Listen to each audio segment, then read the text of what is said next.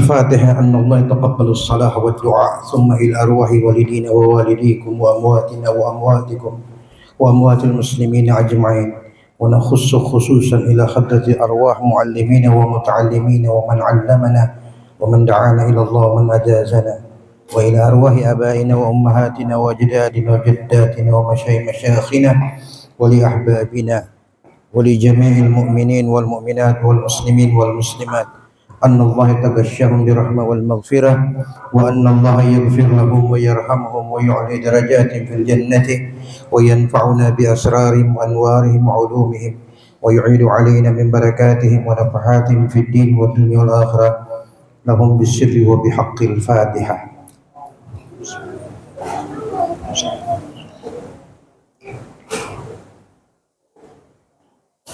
بسم الله الرحمن الرحيم. Assalamualaikum warahmatullahi wabarakatuh. Alhamdulillah wa syukran lillah wa la hawla wa la quwwata illa billah. Ashhadu an la ilaha illallah wahdah wa ashhadu anna Muhammadan abduhu wa rasuluhu la nabiyya ba'dah. Allahumma salli wa sallim wa karrim wa 'azzim wa syarrif ala sayyidina Muhammad ibn Abdillah wa ala alihi wa sahbihi wa mawalah. Rabbi shrah li sadri wa yassir li amri wa hlul 'uqdatam min lisani yafqahu qawli. Rabbi saddid lisani wahdi qalbi bihaqqi sayyidina Muhammadin sallallahu alaihi wasallam. Allahumma rzuqna fahman nabiyyin wa hifdzal mursalin wa ilhamal malaikatil muqarrabin. Amma ba'd. Yang saya hormati Bapak Imam Masjid Hijratus Salam, Ketua Badan Ta'mir Masjid, Ustadzuna Al-Hajj Ustadz Rijal Kasim, Ustadz Jufri Ayuba, Ustadz Akbar Mamosi, ini ada sahib-sahib ini,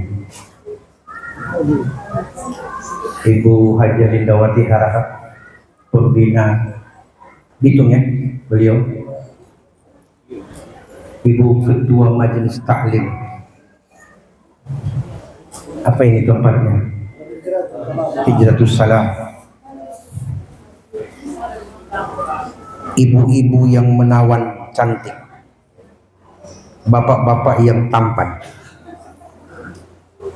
remaja-remaja yang apa adanya. Yang saya hormati, saya muliakan, yang saya banggakan. Semoga Allah memberikan kita kesehatan dan umur yang panjang. Amin. Allah jaga, Allah pelihara ibu-ibu, keluarga, dan kita semua. Ditambahkan rezeki, diberikan keberkahan, dimudahkan urusan yang sulit. Semoga hajat dan niat yang baik disampaikan Allah. Amin ya rabbal alamin.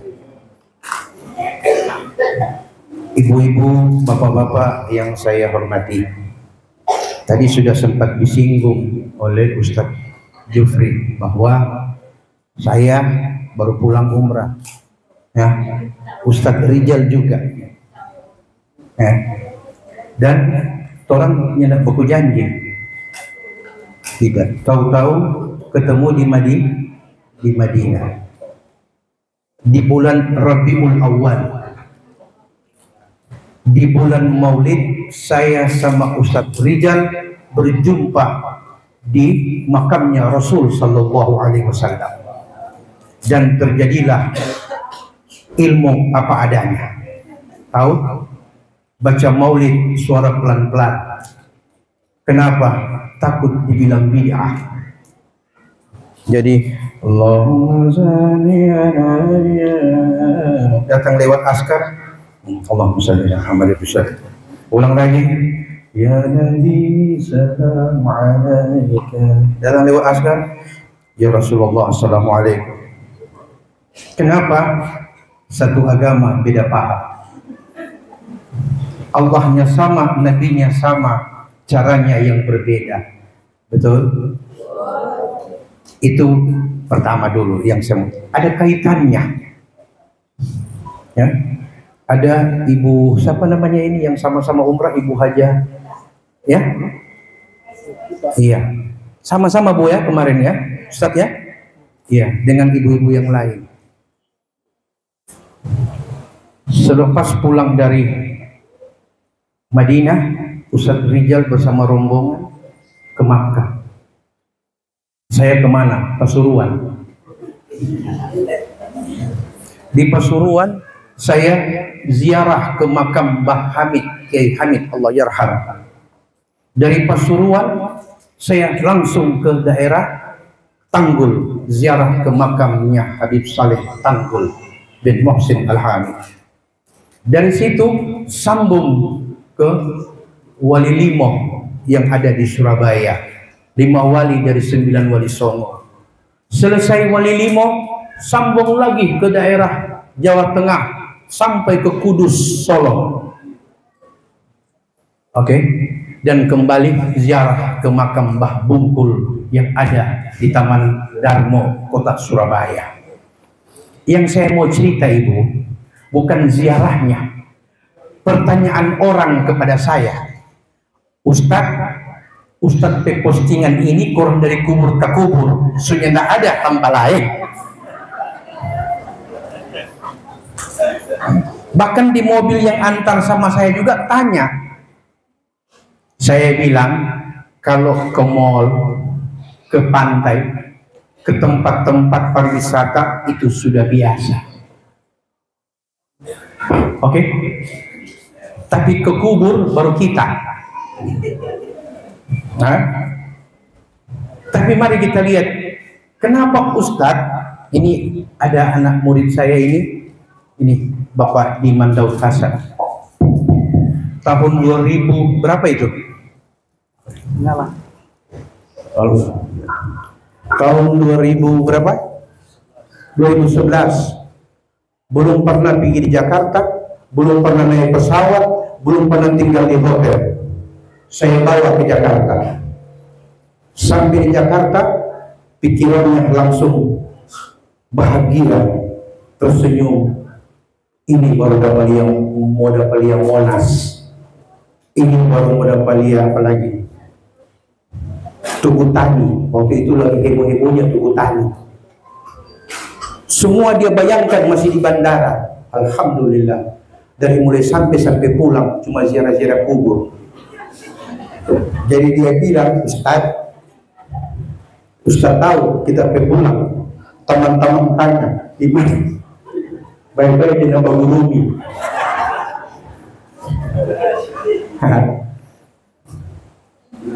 Kenapa saya senang ziarah kubur? Ya, mari saya jelaskan hikmahnya. Ya. Ibu-ibu di sini pernah ada yang ziarah makam Imam Sunan Ampel? Ada, sudah pernah? Belum pernah. Yang sudah pernah mana? Angkat tangan. Sunan Ampel, Surabaya. Berarti yang sudah yang saya tanya, Ibu, waktu ziarah kuburannya sepi apa ramai? Ramai. 24 jam atau cuma 1 jam dia ramai? 24 jam. Berarti tidak ada jam kecuali kuburannya didatangi oleh berbagai manusia dari berbagai daerah, dari berbagai status dan golongan. Coba kalau orang yang mati, pilih anak 1 tahun 1 kali datang bikin berhubung. Padahal kita yang ziarah ke makam Sunan Ampel tidak ada hubungan keluarga, tidak ada hubungan warisan, tidak ada hubungan sama sekali. Tapi mulai dari kakek-kakek kita sampai hari kiamat, kuburan mereka tidak akan pernah sepi didatangi oleh manusia. Kenapa? Karena mereka bukan orang yang mati, kata Quran. Wala taqulu liman yuqtal fi sabilillah amwat bal ahya walakin la tashurun. Jangan kau katakan mereka yang mati di jalan Allah mereka mati. Tidak, mereka hidup. Hanya engkau tidak merasakan seperti apa kehidupan yang Allah berikan kepada mereka. Tapi orang yang hidup, Quran menganggap sudah mati. Kenapa kita yang hidup dianggap Quran sudah mati? Coba pulang ke rumah, tanya orang di rumah, 1 hari ini ada berapa tamu yang datang ke rumah? Ada berapa orang yang silaturahim di tempat kita, di kala kita masih hidup, itu pun berhitung jari orang yang datang ke rumah kita. Kenapa demikian? Karena silaturahim tidak pernah terbangun dengan baik dan benar. Betul? Kenapa kita yang hidup dianggap mati oleh Al-Quran? Karena kata Quran, lahum qulubun la yafqahuna biha. Mereka diberi hati tapi tidak pernah memikirkan dan merasakan derita orang lain. Walahum adhan la yasma'una biha. Mereka diberi telinga tapi tidak suka mendengar nasihat yang baik, apalagi teguran yang arahnya baik. Kalau ditegur dikatakan benci, kalau dinasihati dikatakan soali. Mereka diberi telinga kata Quran tapi tidak mau mengambil sesuatu yang ada manfaatnya. Walahum a'yun la yubsiruna biha. Bahkan mata yang menyala tidak mampu melihat kebaikan yang ada di depan. Kalau orang lain dapat nikmat, kita yang kepanasan. Orang lain dapat posisi, kita yang cari cara untuk menjatuhkan. Oke? Maka terjadi namanya persaingan yang tidak sehat. Itu lahir dari hati yang mati, mata yang buta, dan telinga yang tidak mendengar. Itu sebabnya Quran katakan, orang seperti ini mereka hidup hanya karena apa? Mereka bergerak, makan, tidur, kawin, berkumpul, tertawa, tersenyum.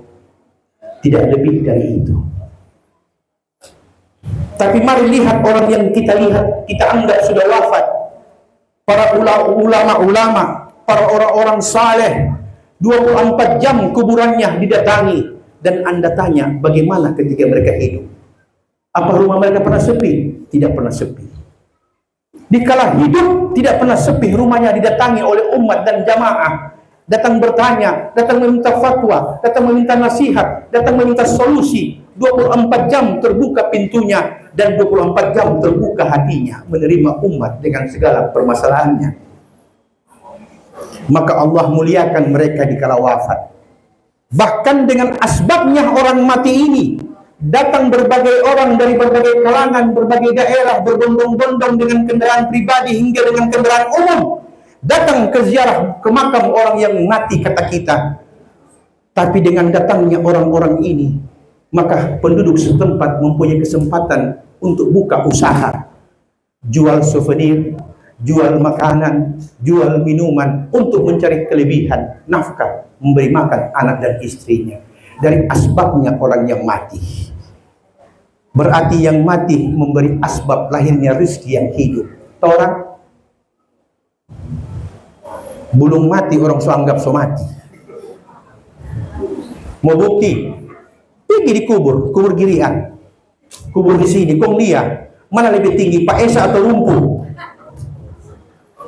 Nah, Lumpuh. Karena apa? Waktu hidup memang cuma bikin wawa lumpuh. Iya, jelas dan tegas. Nabi kita mengatakan khairun nas anfa'u linnas. Manusia yang terbaik di antara kalian ketika mampu memberi arti bagi orang lain, bukan mendatangkan musibah dan bencana bagi orang lain. Betul tidak? Ibu-ibu yang hadir di tempat ini memberi arti bagi diri ibu dan bagi orang lain, karena silaturahim ada di masjid, silaturahim ada di majelis, silaturahim ada dengan guru dan murid, pembina dan jamaah.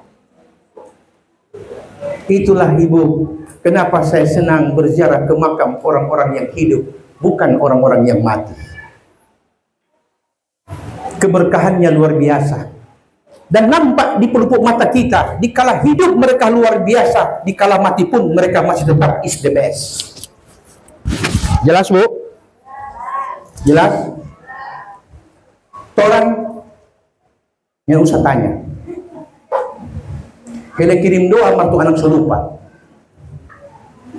Ngananya nak baca ini semua seminggu arwah ini semua Ramadan. Oh ya astagfirullah iyo, udah baca. Boleh Pak ingat Pak Ustadz Rijal, dapat ingat Pak Ustadz Mahmud, Pak Imam. Kalau orangnya tidak ada, sudah apa yang ada biar marbot, panggil yang penting baca tahlil. Bayangkan ibu, Anak yang ibu besarkan dengan cinta dan kasih sayang, pengorbanan dengan darah dan nyawa ibu lahirkan, pun mereka lupa untuk mengirim sejumlah doa buat ibu. Kenapa? Karena agama tidak membekas dalam didikan keluarga. Agama tidak tertanam dalam praktek kehidupan berkeluarga. Ini yang membuat kita hidup tapi dipandang mati oleh Al-Quran. Bisa paham, Bu? Mulai hari ini, pulang ke rumah, yang penting belum maghrib, sehingga di kubur ziarah pemakam orang tua. Mudah-mudahan ada Pak Guru ini, karena masa-masa maghrib.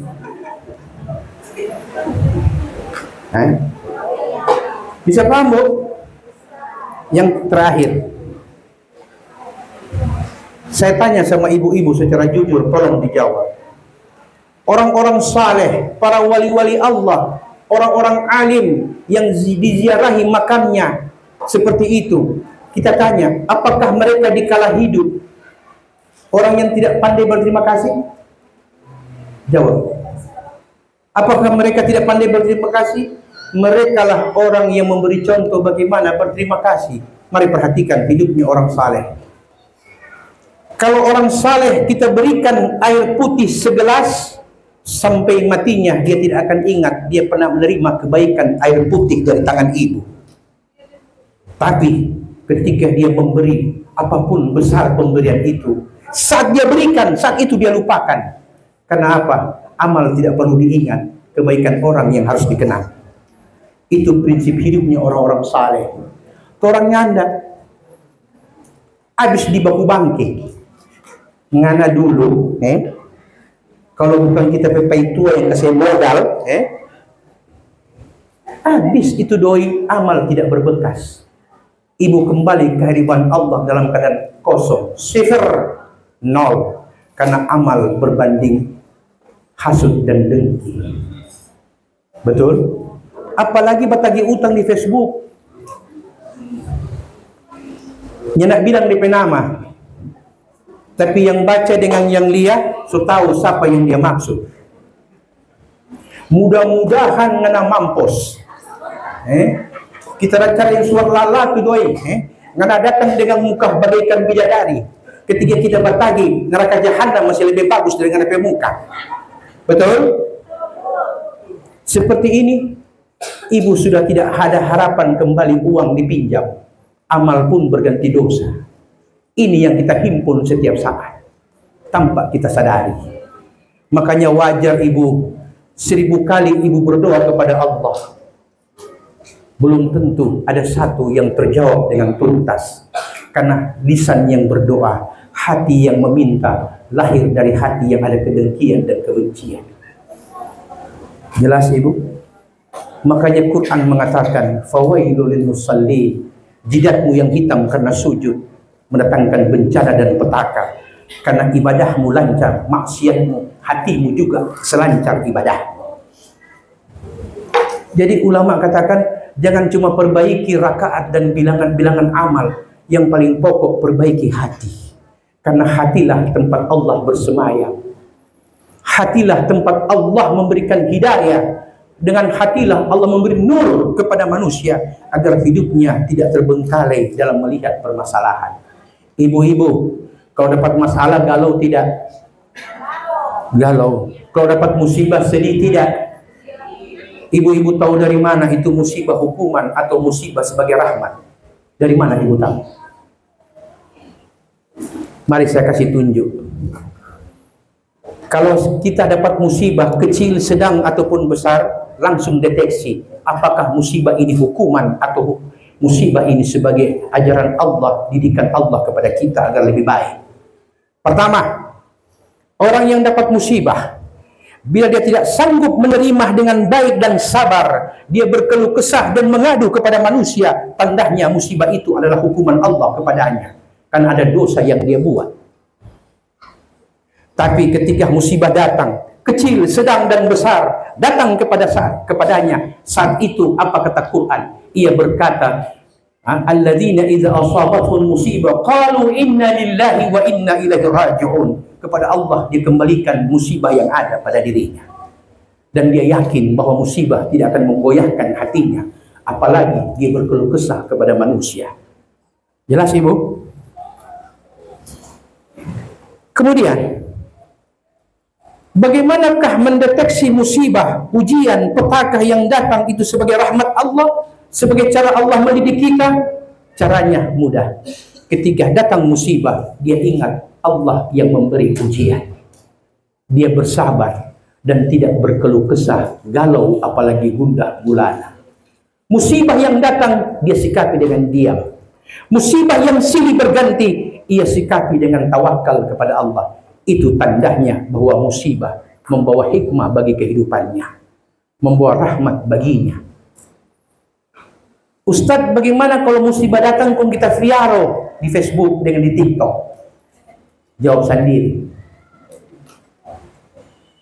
Bu, hati ibu, perasaan ibu, oke? Apa saja yang ibu rasakan, bukan Facebook dan TikTok tempat ibu meletakkan itu semua.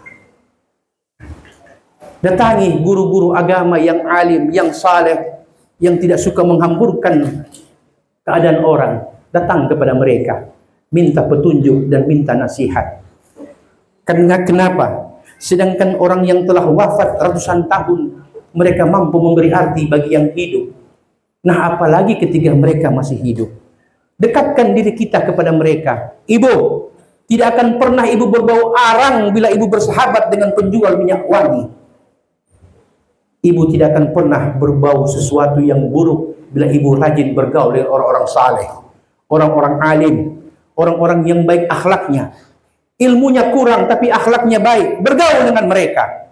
Karena ada pendidikan akhlak yang bisa kita lihat contohnya.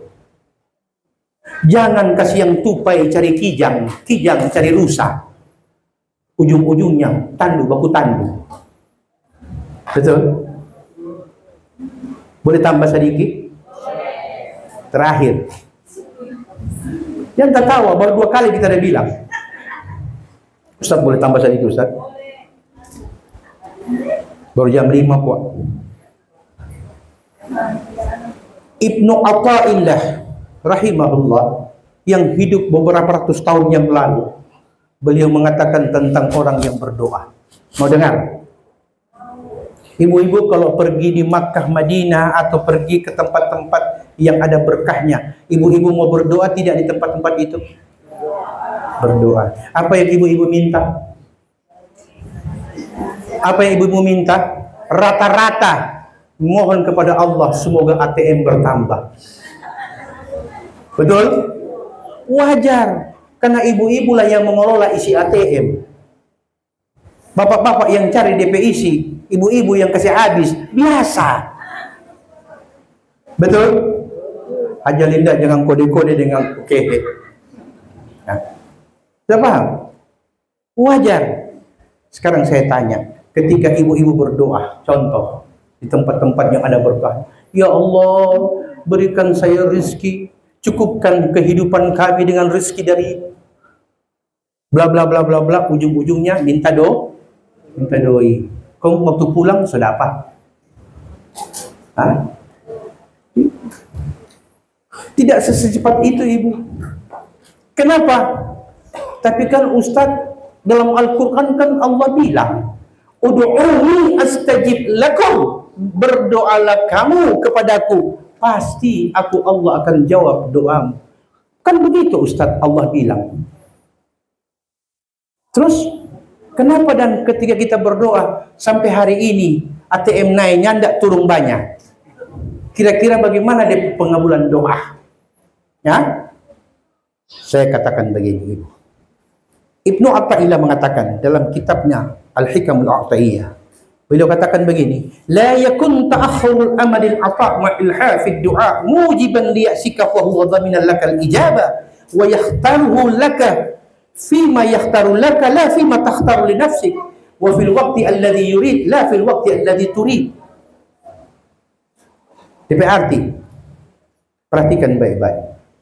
Jangan sekali-kali engkau berputus asa ketika engkau berdoa kepada Allah.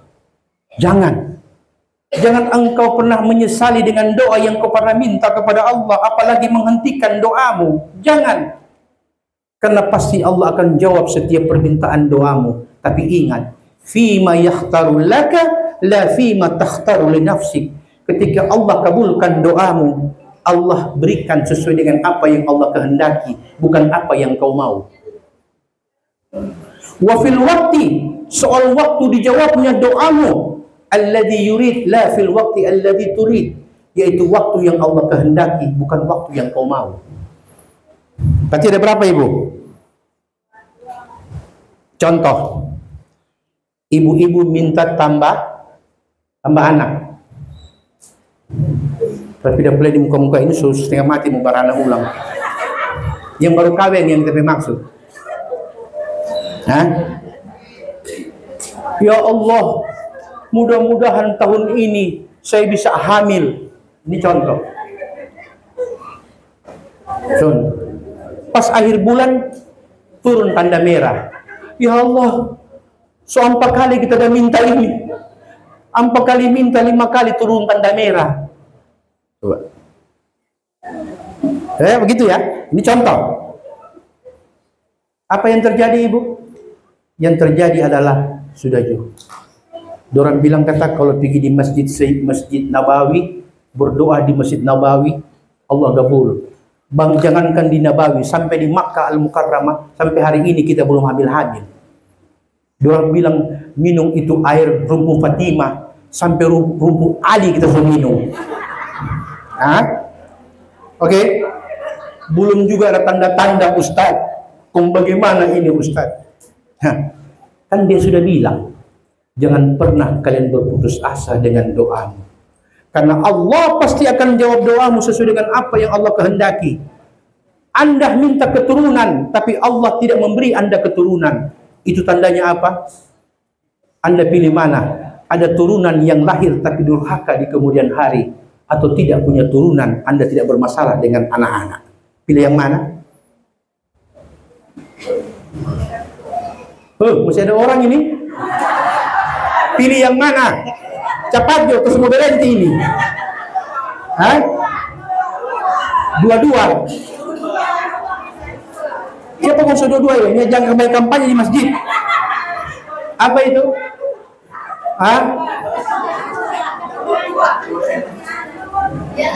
Siapa mau pakai nomor-nomor? Ada banyak doa tentang nomor. Bye-bye. Berdosa orang dalam masjid. Jadi ketika Allah tidak memberi keturunan sebagaimana yang Anda minta, berarti di waktu masa depan Allah telah selamatkan hidup Anda. Karena tidak ada turunan yang mendoakan, tapi ada saudara kaum muslimin yang setiap saat mendoakan, Allahumma ghfir lil muslimina wal muslimat wal mu'minina wal mu'minat. Jelas. Daripada kasihan kita belum mati, ini anak-anak ini sudah tahu diri. Sudah tahu mana papa, mana mama, dong bikin sama dengan tamang. Kong papa lainnya ada ontak. Panggil bermain kiu-kiu dengan anak yang tua. Mau ada sudah tahu diri. Yang begini, yang kita minta kepada Allah tidak. Itulah cara Allah mengabulkan doa kita. Makanya tadi malam kepala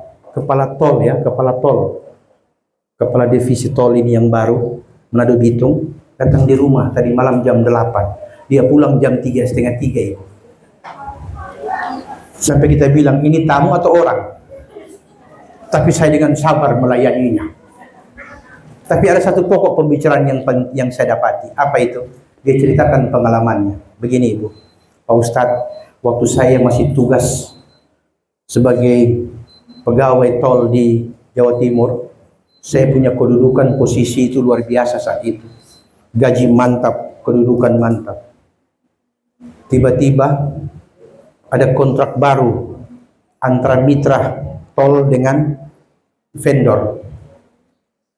Setelah bikin kontrak, ternyata perusahaan tempat saya bekerja memutuskan untuk mengganti karyawan lama dengan rekrutmen karyawan baru.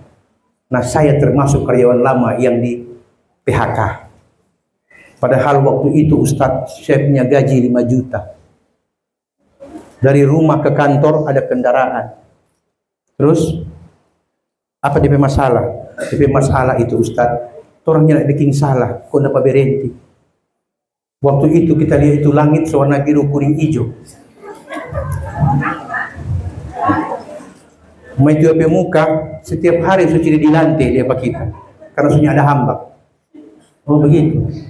Tapi saya berusaha Ustaz, tetap saya berusaha sambil berdoa, mudah-mudahan Allah kasih jalan keluar. Tiba-tiba ada penerimaan perusahaan baru, masih juga di bidang tol. Saya ajukan lamaran, alhamdulillah saya diterima dengan gaji yang sangat sedikit. Saya tanya, yang lama berapa? 5 juta waktu itu Ustaz. Yang sekarang yang kedua 700 plus campur dengan naik otobus. Kok?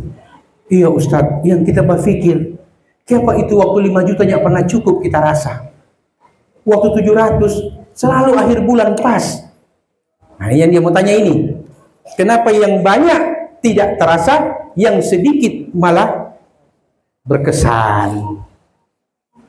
Ustaz tahu di kemudian hari, perusahaan lama yang PHK tiba-tiba diputuskan kerja dengan perusahaan induk.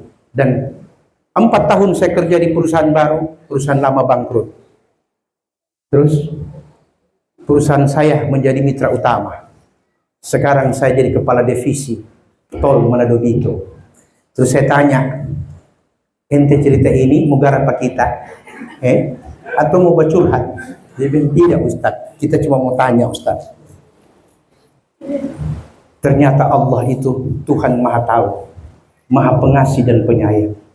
Kadang-kadang musibah yang datang di awal, itulah cara Allah memindahkan manusia dari petaka yang akan datang kepada keselamatan di hari esok. Paham? Jadi jangan cepat berkeluh kesah ketika ada musibah. Ketika paitua mulai lia-lia yang lain, jangan cepat ambil sangka. Tapi pastikan bahwa paitua subalai. Wabillahi taufiq wal hidayah. Assalamualaikum warahmatullahi wabarakatuh.